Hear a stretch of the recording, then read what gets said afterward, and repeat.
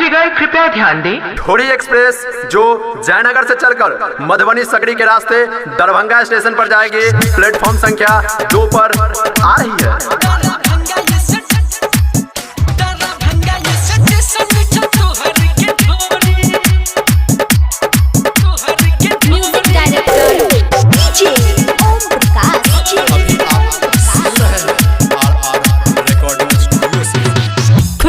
चले छोड़िए ना तू दुकान गे, दूर से लौटे छो तोहर सामान गे। हाँ खुल के ने चले छोड़िए ना तू दुकान गे, दूर से लौटे छो तोहर सामान गे। देखी के मन करे कली भली जोरी,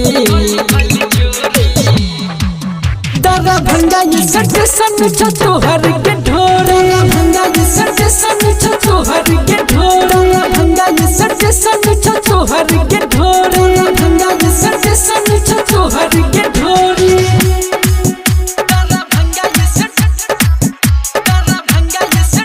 music director DJ Om Prakash.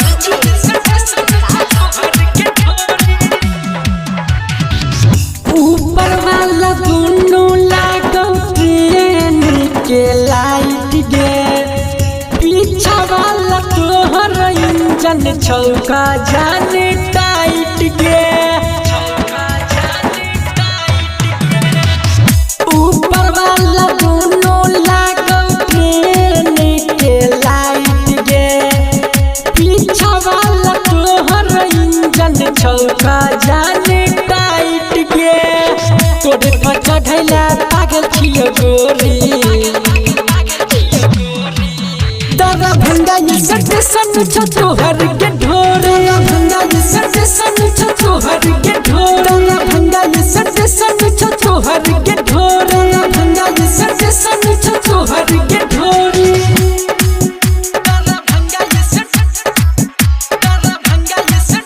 Music director DJ Om Prakash.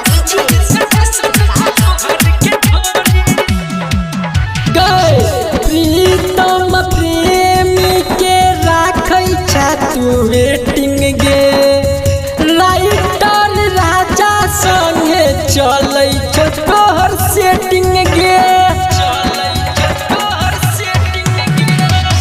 प्रीतम प्रेमी के राखै छथु वेटिंग गे, राइटर राजा संगे चलै छौ तोहर सेटिंग गे। दूध के छाली जेना लागे छगे गोरी, दरभंगा ये स्टेशन छो तोहर के ढोरे, दरभंगा ये स्टेशन